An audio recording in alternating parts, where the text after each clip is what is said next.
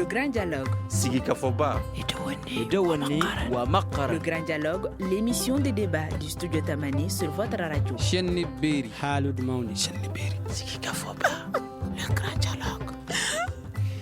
Qu'en est-il du retour des services financiers à Gao? C'est le thème du grand dialogue de ce soir. La région de Gao souffre de l'absence des services financiers, notamment la douane, le budget, le contrôle financier, l'impôt ainsi que le trésor. Une absence constatée depuis 2012, date de l'occupation de la région par des mouvements séparatistes et des groupes islamistes. Les organisations de la société civile ont d'ailleurs lancé un ultimatum au gouverneur pour le retour de ces services. Cet appel sera-t-il entendu? Cette absence impacte l'économie? Comment l'État s'y prépare-t-il pour le retour de ces services? En direct de la cité de Zaskia, le grand dialogue de Studio Tamani pose le débat.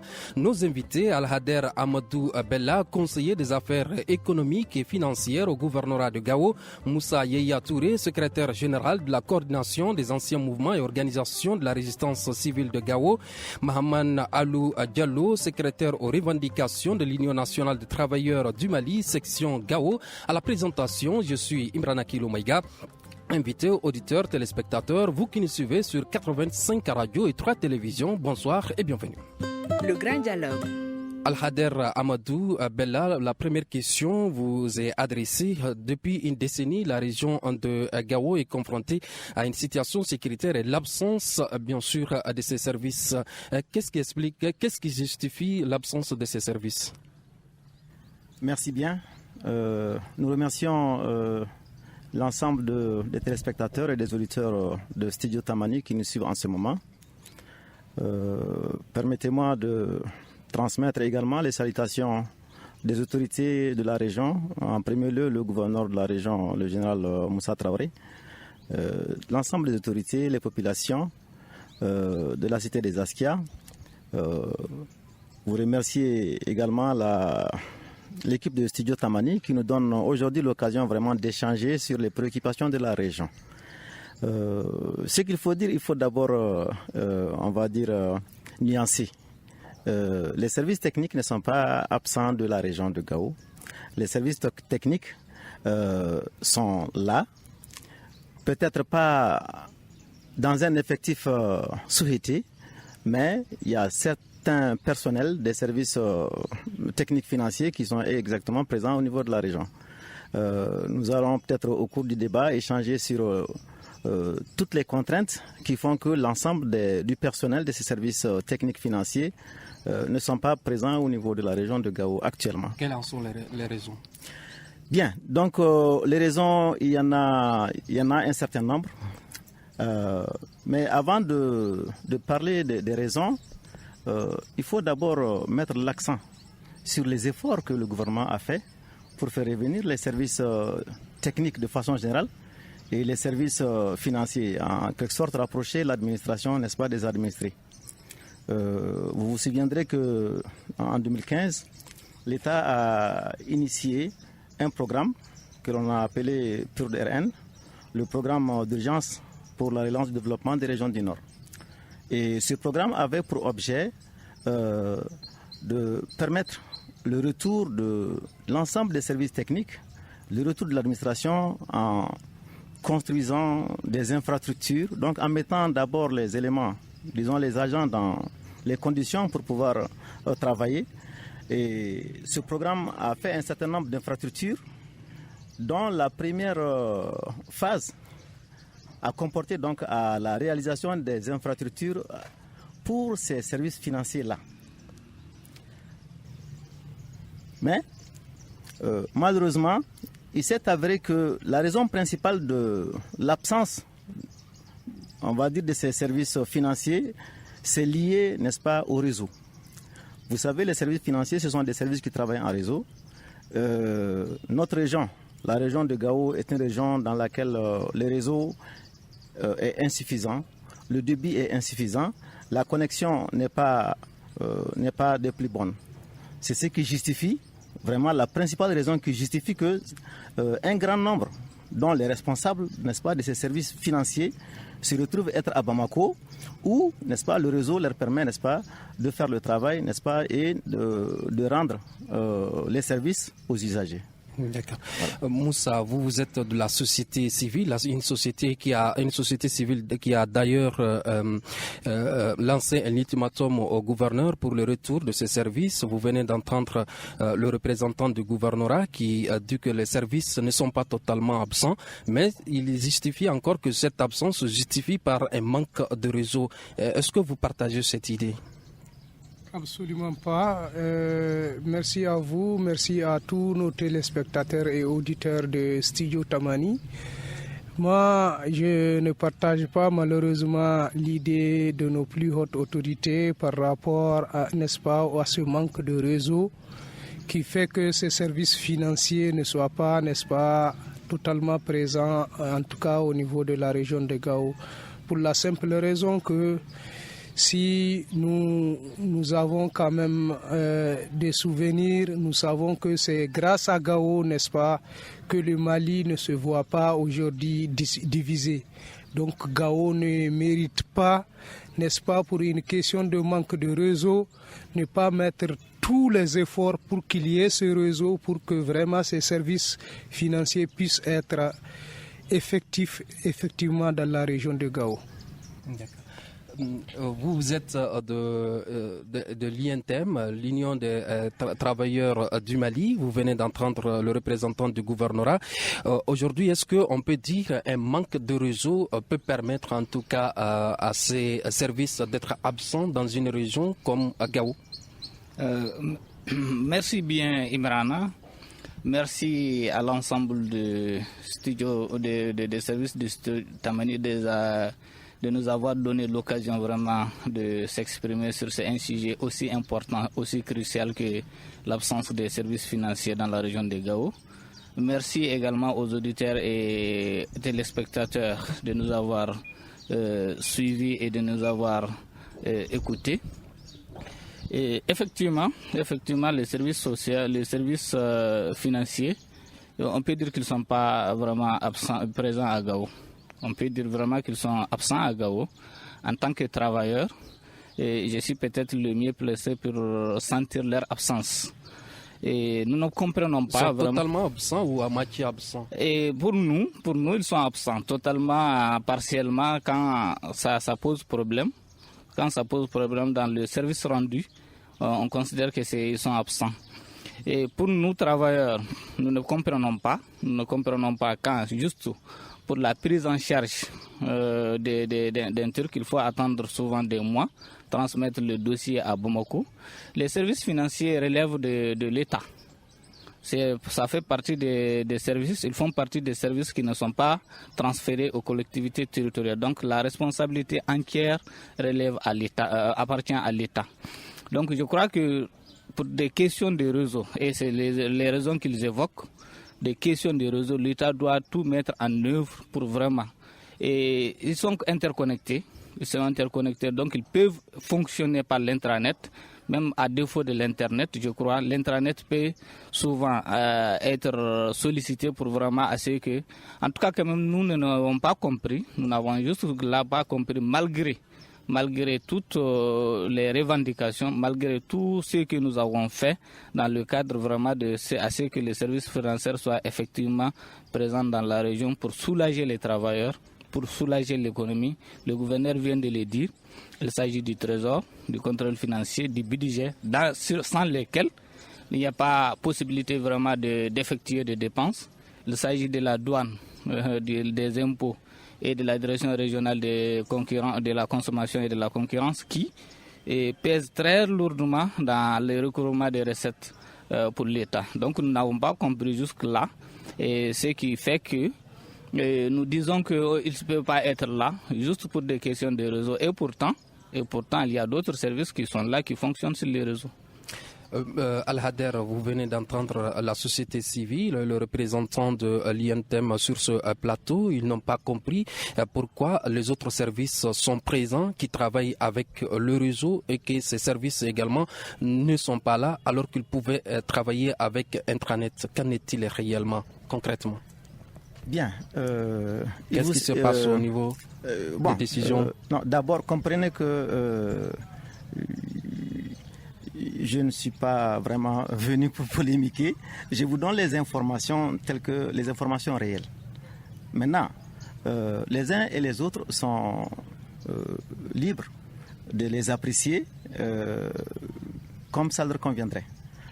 Vous vous souviendrez qu'en 2020, le Premier ministre, paix à son âme en son temps, Soumelou Boubé Mega, paix à son âme, avait instruit au service technique financier de rejoindre les régions.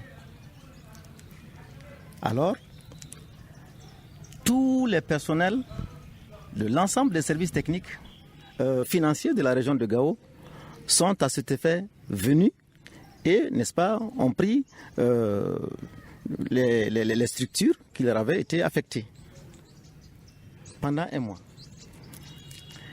Mais qu'est-ce qui s'est passé? Il s'est passé que pendant le mois où ils étaient là, ils n'avaient pas pu traiter les salaires à temps. Je ne vous coupe pas la parole. Je rappelle tout juste à nos téléspectateurs et nos auditeurs que tous ces bruits qu'ils entendent font partie de ce débat. Allez-y, continuez. Bien, merci bien. Donc je disais que à l'époque, quand les services financiers étaient venus, le salaire n'avait pas pu être fait à temps. Le salaire a accusé un retard et c'est la même société civile qui est encore sortie pour dire il faut que nous ayons les salaires.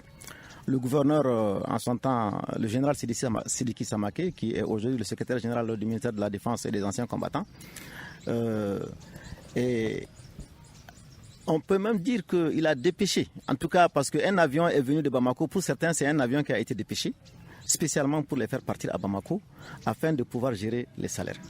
Donc ça veut dire que si c'était possible, ils allaient le faire à partir d'ici. Pourquoi les salaires allaient être en retard pendant qu'ils pouvaient le faire?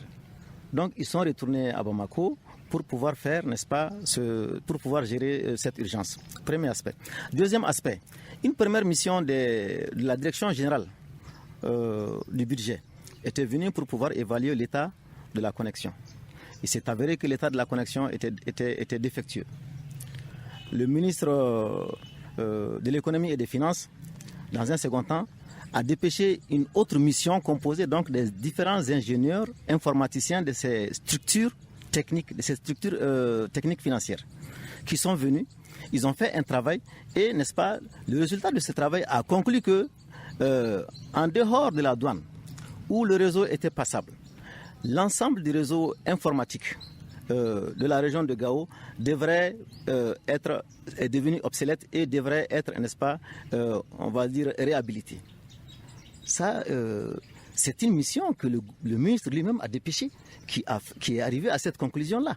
Donc, on ne peut pas dire que l'État est indifférent à ce qui se passe. Vous savez, les services techniques à Bamako sont logés dans les infrastructures des structures centrales.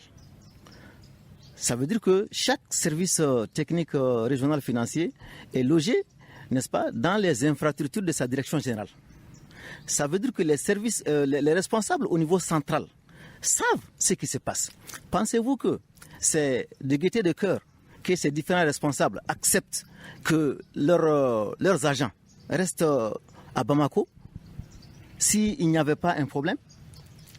Donc, le problème est connu, c'est un problème de réseau. Et tant que ce problème de réseau n'est pas résolu, en toute vérité, les services techniques vont faire le travail à partir de Bamako. Maintenant, le reste du travail qui peut se faire avec les agents qui peuvent être là, donc qui sont là, se fera. Maintenant, dire que vous savez, si vous partez à la douane, vous allez voir que la douane est entièrement là. La douane est là, le directeur est là, les agents sont là. Si vous partez au niveau des autres services financiers, peut-être que vous ne trouverez pas les directeurs régionaux, mais vous trouverez certains agents qui, n'est-ce pas, s'occupent des activités quotidiennes.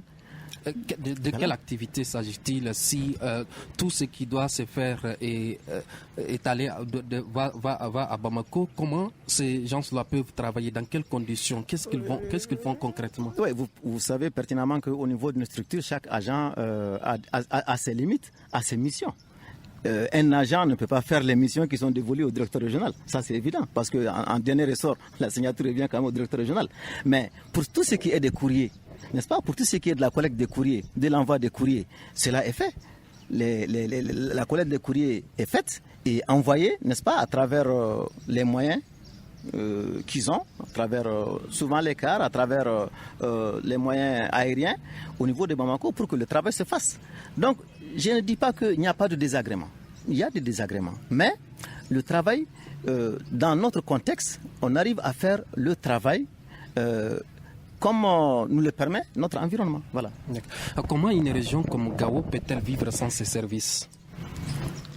Non, elle ne vit pas sans les services. Je viens de vous dire, c'est-à-dire que je viens de vous expliquer que les activités principales de ces services-là sont réalisées.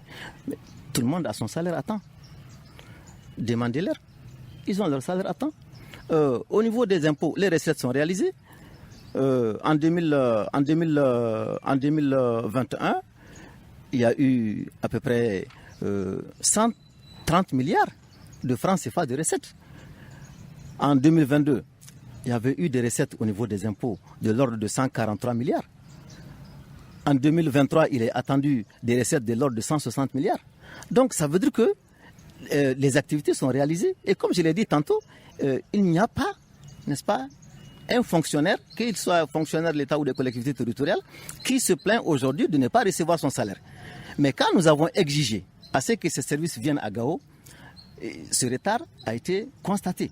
Maintenant, il s'agit de savoir, est-ce que c'est les activités c'est les activités qui souffrent de l'absence de ces partiels, de ces services techniques à Gao, ou bien on voudrait simplement, parce que nous sommes des fonctionnaires, nous sommes ici à Gao, on voudrait que les autres fonctionnaires soient là. Donc c'est un peu ça, on va dire, la problématique. Voilà. Moussa, vous êtes de la société civile. Pour vous, ces services sont-ils importants pour l'économie? Bien sûr, ces services sont importants pour l'économie, ces services sont importants pour la société civile que nous sommes censés représenter.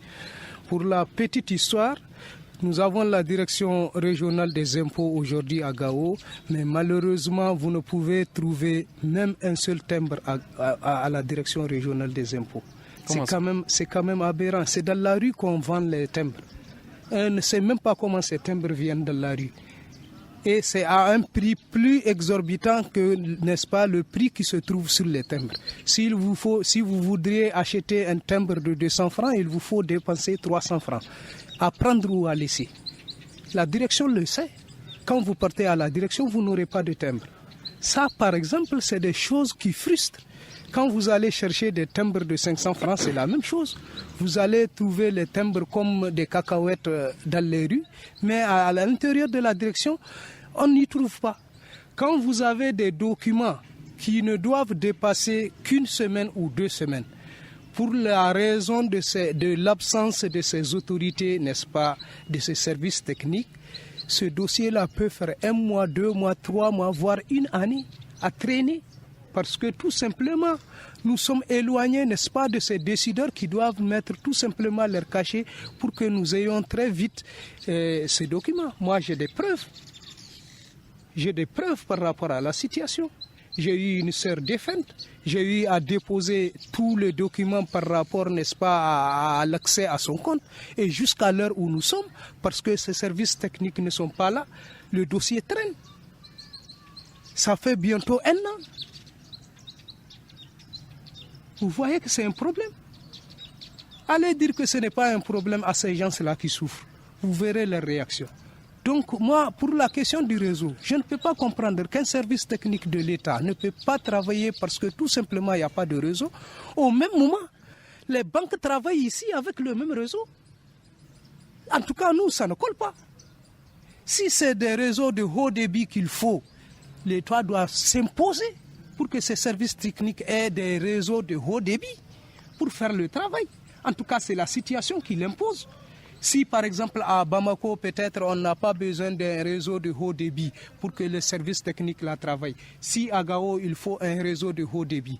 Mais l'État doit s'imposer pour qu'il y ait ce réseau de haut débit. Est-ce ces raisons qui ont poussé la société civile à lancer un ultimatum au gouverneur pour le retour de ces services ou il y a d'autres raisons? C'est-à-dire? Est-ce qu'il y a une raison qui a poussé la société civile à lancer un ultimatum au gouverneur?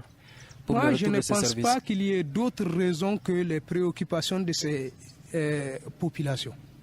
Je ne pense pas qu'il y ait d'autres raisons. Je pense que la seule raison, c'est les préoccupations de ces populations, parmi lesquelles les travailleurs de la région et les autres membres de la société civile qui sont là à Gao. Parce qu'ils souffrent, parce que, comme je vous l'ai dit, pour avoir seulement un document qui ne doit dépasser qu'un mois avant l'obtention, aujourd'hui on est appelé à faire des mois sans que ce document ne vienne. Là même, c'est un problème. On a tendance à comprendre que c'est un manque de volonté. Tous les jours, les vols font Bamako-Gao. Alors, si ces documents doivent partir par des cars, ça vient d'être dit par le représentant du gouverneur, des documents qui doivent partir administrativement, il y a des vols presque tous les jours entre Gao et Bamako. Pourquoi ces documents partent par les cars? Vous pensez que c'est conséquent? Moi, je pense que ce n'est pas conséquent. Il faut quand même avoir, il faut aller à la vitesse supérieure pour satisfaire ces populations qui ont tant souffert. Il ne faut pas aller à la négligence pour dire que voilà, les documents sont partis par les cars, vous connaissez l'état de la route. Moi, je ne serais pas d'accord alors qu'il y a des vols tous les jours. D'accord. Mahaman, vous venez d'entendre le gouverneur, le représentant du gouverneur. Selon lui, ces services continuent à faire de recettes des centaines de milliards de francs CFA au budget national. Alors aujourd'hui, concrètement, est-ce que pour vous, quelle est l'utilité pour que ces services puissent retourner à Gao? Bon, merci bien, mon frère. Permettez-moi de réagir d'abord à ce que monsieur le gouverneur vient de dire. Le représentant du gouverneur. Le représentant du gouverneur, le gouverneur, moi j'aime l'appeler mon gouverneur. Laissez-moi l'appeler mon gouverneur. Et vous savez, effectivement, ce qu'il a dit, je confirme qu'à un moment donné, on a demandé à ce que les services financiers soient obligatoirement là, et courant un mois. Et il y avait des problèmes, ils ne puissent pas travailler et on les a demandé de retourner. Mais ce que nous n'avons pas compris, comment se peut-il qu'on donne, on instruit à un travailleur d'aller servir pendant que les moyens techniques par lesquels il peut travailler ne sont pas là. C'est ce que nous n'avons pas compris. S'il y a quelqu'un qui souffre réellement de l'absence de ces services, c'est les travailleurs. C'est vraiment les travailleurs. Certes, l'économie est liée partout. Et il y a les travailleurs qui, s'ils ont leur salaire, injectent ce salaire dans l'économie. Ça permet à d'autres couches vraiment également de bénéficier un peu de l'effet de ça. Mais en réalité, nous n'avons pas compris. Si le gouverneur dit qu'à un moment donné, le Premier ministre lui-même a fait des investigations et pendant tout ce temps, bon, j'ai dit le Premier ministre, oui, en tout cas quand même il était Premier ministre en son temps et il a instruit à ce qu'on fasse des évaluations pendant tout ce temps-là, à peu près 4-5 ans. Un État ne parvient pas vraiment à résoudre ce genre de problème. Où nous en sommes? Que faut-il dire? Et les services, ceux qui sont là, les agents qui sont là, ils ne font que recevoir et transmettre les courriers. Et comme le représentant de la société civile vient de le dire, on assiste non seulement à des retards pour des choses qui ne valent pas la peine, mais surtout à des pertes de dossiers pendant la transmission. Et tous les jours, pratiquement, nous, INTEM, nous recevons des plaintes par rapport à ça. Quand un dossier original se perd, soit dans la transmission, soit parce que le service n'est pas là, que faut-il faire? Et impossible souvent de retrouver ce dossier original. Il y a les cas de décès, il y a les cas de partant à la retraite, il y a les cas de mise à jour, il y a tellement de cas qu'on ne peut pas comprendre. Juste parce que l'État n'a pas pu vraiment faire en sorte que ces services-là se réinstallent. Nous ne comprenons pas. Maintenant, par rapport à leur retour, à l'utilité de leur retour, ils sont vitaux. Ils sont vitaux, comme je l'ai dit dans mon introduction. C'est des services entièrement dédiés à la souveraineté de l'État. Leur absence veut dire quelque part même que l'État est absent, parce que c'est des domaines de souveraineté de l'État. Et deuxième chose, je vous dis, sans le budget, le contrôle, le trésor, aucune dépense n'est possible. Donc il faut souvent attendre que le dossier aille à Bamako, prendre leur temps de traitement pour que les dépenses puissent être faites. Donc sans dépenses non plus, il n'y a pas d'activité économique. Et les services, malgré les recettes que l'impôt a fait, et nous, peut-être, nous ne sommes pas, je viens d'en être informé, merci pour l'information, mais malgré tout, en tout cas, quand même, nous souffrons, nous, dans notre travail. Certes, c'est des collègues travailleurs qui sont là-bas. Et également, ce qu'ils viennent de dire, Et que deviennent vos collègues travailleurs? Qu'est-ce qu'ils font concrètement? Bien, tous les jours, nous sommes devant eux pour chercher ça. Même ceux qui sont à Bamako, ils souffrent. Ils viennent de les dire, ils sont dans d'autres services. Ils gênent non seulement leurs collègues qui sont là-bas, mais aussi ils ne sont pas à l'aise parce que l'environnement de travail ne leur permet pas vraiment d'être confortables dans ce qu'ils font. Tous les jours, nous sommes devant eux pour chercher ça. Et maintenant, il leur revient en tant qu'État souverain, vraiment de s'assumer et de voir les voies et moyens pour que vraiment on puisse rétablir ces services-là dans la région. Au bénéfice non seulement de l'État, mais au bénéfice des travailleurs et également au bénéfice de la population. Le représentant des travailleurs parle de perte de dossiers lors de transfert à Bamako. Est-ce que vous confirmez qu'il y a des pertes de dossiers pendant ce temps? Bien, donc il faut un peu rectifier certains dires. D'abord, j'ai bien insisté sur le fait que le mécanisme d'envoi des dossiers, ça se fait non seulement à travers les cars, mais également à travers la voie aérienne. Ça veut dire que même les avions sont utilisés. Il y a, n'est-ce pas, les agents qui sont là, qui transmettent les dossiers à travers Sky et à travers... il y a même des mécanismes informels que vous connaissez. Voilà, donc ça se fait. Donc, je voulais amener cette rectification. La deuxième rectification, j'ai dit, c'est le défunt Premier ministre, paix à son âme, Soumaïlou Boubé, qui a donné l'instruction que les services rejoignent les régions. Mais, pour ce qui est de l'évaluation du système informatique des services financiers, c'est le ministre de l'économie actuel, n'est-ce pas, qui a demandé cette évaluation. Voilà. Donc, mais qu'est-ce qui bloque? Non, l'évaluation est faite. L'évaluation est faite, le rapport est disponible. C'est le rapport qui a conclu que le système que nous avons n'est pas adapté. Il faut, moi je ne suis pas un technicien informatique, il faut, n'est-ce pas, un autre système parce que le système que nous avons est obsolète, il est vieux, il est dépassé. Aujourd'hui... Mais il faut combien de temps maintenant pour mettre ce système-là en place? Cet autre système dont vous parlez. Vous savez, la décision ne me revient pas. La décision, ça appartient au ministre. Voilà. Donc, au niveau de la région, qu'ils comprennent que nous sommes ensemble ici, nous vivons ensemble, nous vivons les mêmes réalités et qu'il y a des décisions, n'est-ce pas, pour lesquelles nous rendons compte à la hiérarchie. Et on attend pratiquement les réactions de la hiérarchie. C'est ce que nous pouvons faire. Maintenant, par rapport aux deux ultimatums que nous avons reçus, ces deux ultimatums, ce n'est pas seulement un ultimatum par rapport au retour des services financiers. Le principal ultimatum, c'est par rapport à l'électricité. On leur a dit que les groupes électrogènes étaient en cours. Et permettez-moi de faire une anecdote. Le gouverneur, comme toutes les populations, ne sont pas épargnés de ces délestages. Le gouverneur, quand l'équipe des jeunes est venue pour échanger avec nous autour de ce délestage, n'est-ce pas, et de ce que ça fait comme désagrément auprès des populations, nous avons tenu la réunion dans la salle de réunion du gouverneur. C'est-à-dire il y a une salle que le gouverneur, quand il fait des réunions avec des personnalités, c'est cette salle qui sert à ça. Donc nous les avons reçus dans la salle du gouverneur.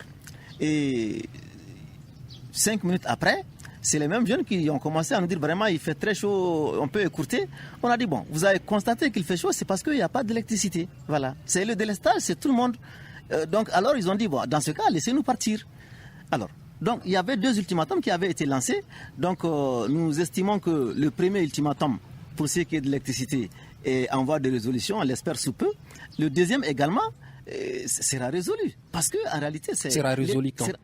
Non, c'est ce que je viens de vous dire. Je ne décide pas ça. Mais c'est résolu parce que je ne suis pas dans le secret de Dieu, mais le ministre de l'économie et des finances, lors du dernier budget, le gouverneur de Tombouctou avait posé la question et le ministre de l'économie et des finances avait dit qu'ils y travaillent tous les jours. Ça veut dire que c'est une préoccupation qui est là. Mais vous savez, ça nécessite des moyens. Si on doit changer de bande, c'est vous les techniciens, c'est vous qui savez. Si on doit quitter une bande pour aller dans une autre bande, si on doit refaire l'ensemble des équipements informatiques, ça nécessite des fonds. Dans tous les cas, la décision appartient au ministre, ça n'appartient pas au niveau régional. Voilà. Mais est-ce que cette absence, selon vous, impacte l'économie régionale? Bien, l'impact ou les impacts que peuvent avoir cette absence, c'est vraiment le retard dans le traitement des dossiers, comme il l'a dit. C'est le retard dans le traitement des dossiers.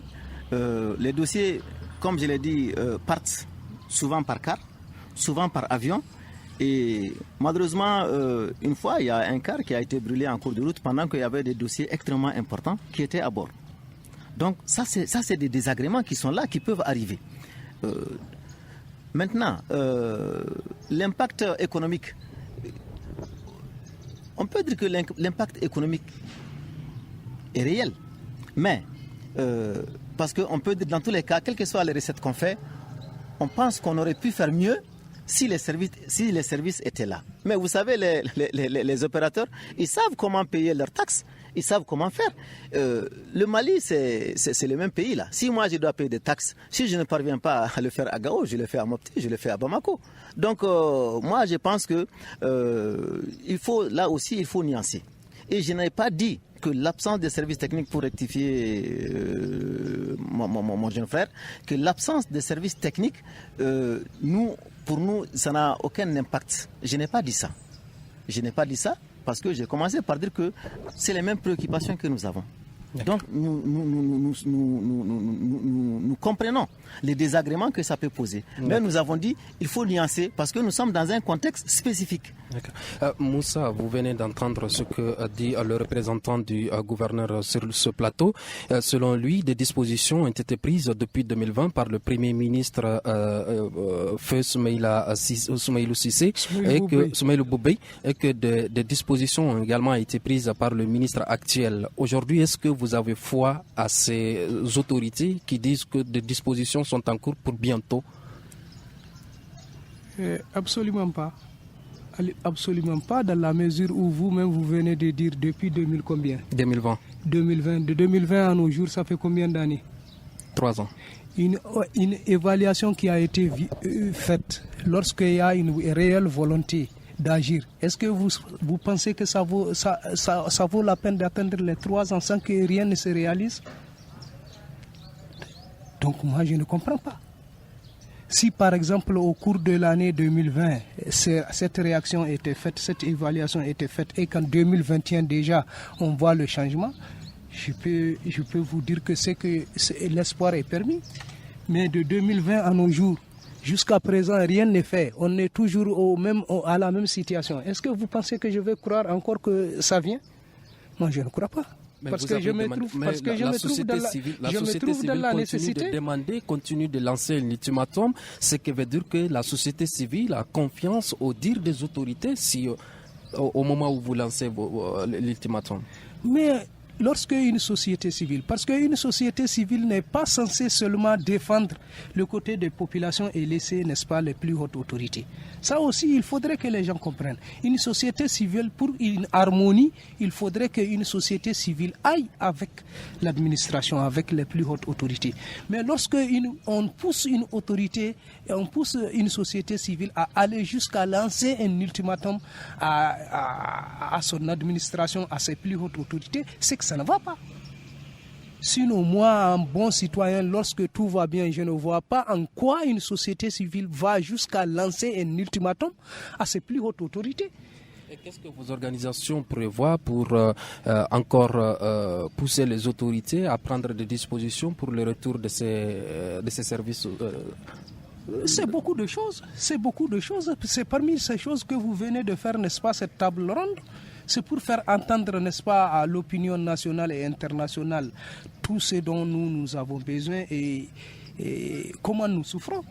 Donc aujourd'hui, même si on dit que le réseau souffre, même si on dit que le réseau n'est pas là, le réseau là, le même réseau, le petit réseau que nous avons, nous sert de communication, n'est-ce pas, pour montrer de quoi Gao souffre à beaucoup de niveaux. Malheureusement, je pensais que c'est ce que je disais au départ de mes interventions. Gao ne mérite pas ça.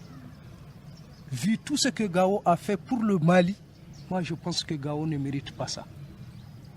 Gao ne mérite pas ça. D'accord. Il dit que Gao ne mérite pas ça. Est-ce que vous êtes pour ce qu'il dit? Merci bien. Moi, je pense que ce n'est pas seulement Gao. Tout citoyen ne mérite pas ça. Tout citoyen vraiment mérite vraiment d'être... parce que l'État a le devoir d'un service public. C'est-à-dire donner vraiment... répondre aux besoins de ses citoyens, de sa population. Vous savez, moi j'ai eu l'occasion d'aller à Bamako et de rentrer dans ces services-là. Vous savez que les 3 services qui exécutent les dépenses de l'État, les 3 régions du Nord, les directeurs des 3 régions du Nord partagent les mêmes bureaux. Vous pensez qu'un travailleur dans ces conditions peut répondre convenablement à sa mission de service public? Je ne crois pas.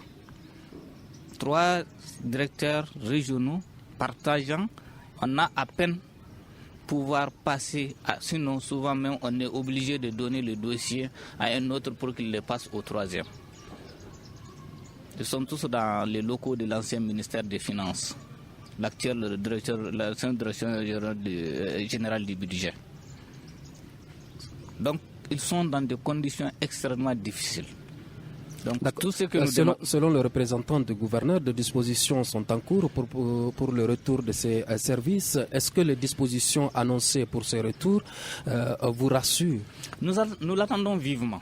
Nous ne cherchons que ça. Et c'est ce que nous avons toujours demandé depuis la reconquête jusqu'à présent. L'Union nationale des travailleurs du Mali ne cherche que ça. Et dans toutes les revendications régionales, ça faisait partie. Est-ce que dans vos revendications, vous avez démarché les plus hautes autorités de la région? Bien entendu, bien entendu. Et nos interlocuteurs, c'est avec eux que nous négocions, c'est avec eux que nous échangeons. Ils nous avaient promis, et c'est dans ce sens-là même qu'à un moment donné, le Premier ministre... Est-ce que c'est les mêmes raisons qui ont été évoquées, ou bien il y avait d'autres raisons qu'ils ont dit Bon, les réponses étaient tout le temps techniquement, ils ne peuvent pas servir ici. C'est les réponses qu'ils donnaient. Et maintenant, nous disons qu'en tout cas, quand même, en tant qu'État souverain, dans son domaine de souveraineté, l'État doit assumer ses responsabilités. L'État vraiment doit assumer ses responsabilités.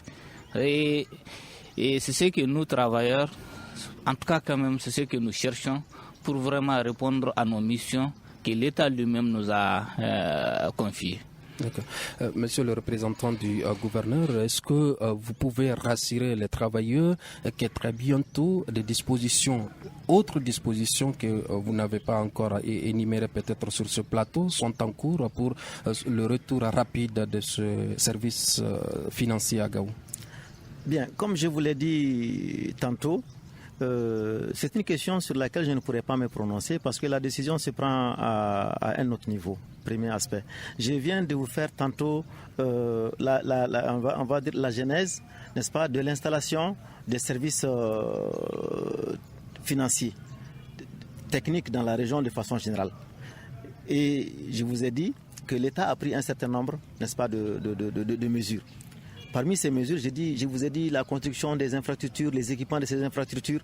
Et quand le Premier ministre défunt, donc paix à son âme, avait instruit aux services techniques de venir, et j'ai dit ce n'est pas simplement au niveau de la région de Gao, c'est au niveau de toutes les régions du Nord.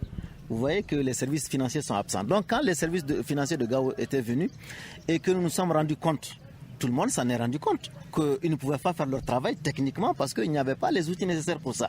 Les outils sont à Bamako, il fallait vraiment qu'ils soient à Bamako. Alors, nous avons convenu d'un certain nombre d'aspects.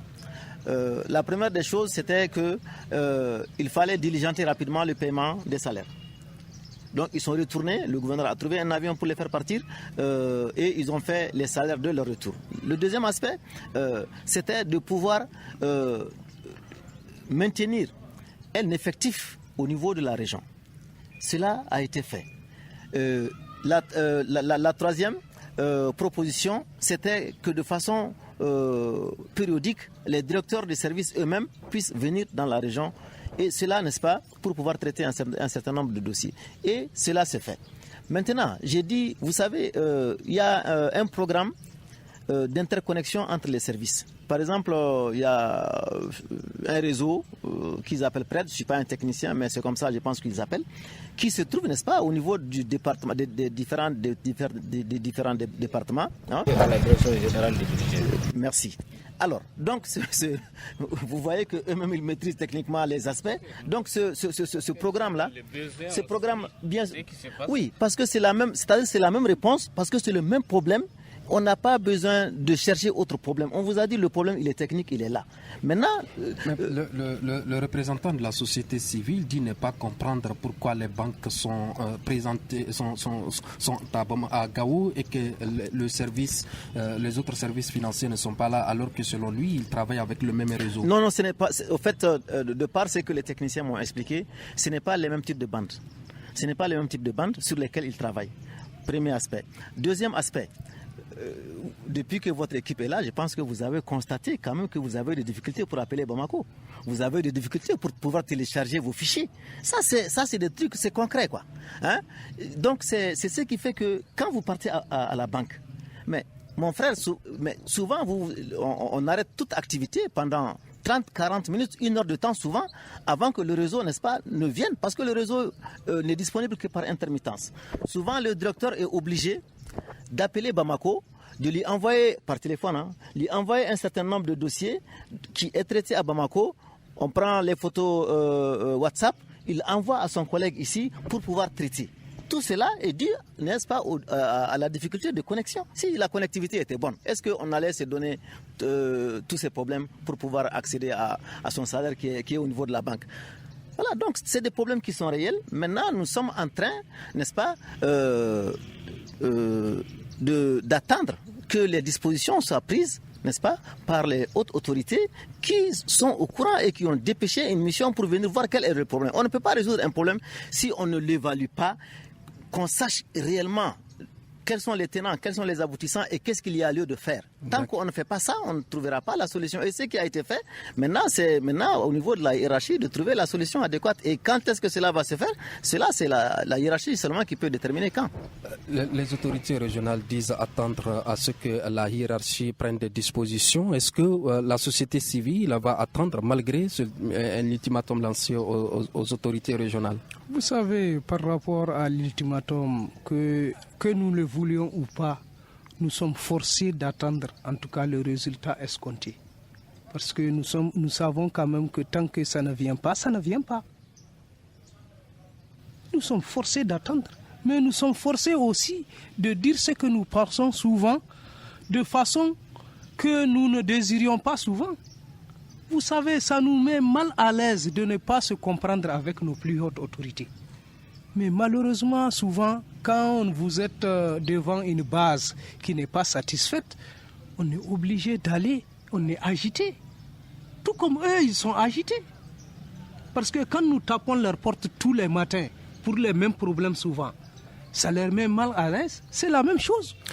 D'accord, malheureusement, on me fait signe que le temps ne nous permet plus de continuer. Ainsi se referme ce grand dialogue de 45 minutes réalisé en direct de Gao depuis la direction régionale de la jeunesse de Gao. Le sujet abordé au cours de cette émission est qu'en est-il du retour des services financiers à Gao? Et nous étions avec Alhader Amadou Abella, conseiller des affaires économiques et financières au gouvernorat de Gao, Moussa Yeya Touré, secrétaire général de la coordination des anciens mouvements et organisations de la résistance civile de Gao, Mahaman Alou Diallo, secrétaire aux revendications de l'Union nationale de travailleurs du Mali, section Gao. À la présentation, je suis Imrana Kilo Maïga. Ce débat a été coordonné par Mariam Maïga depuis Bamako. À la régie vidéo et à la mise en onde, Nouhou Guiré et Gagny Kanté. Merci de l'avoir suivi. À demain pour un autre débat.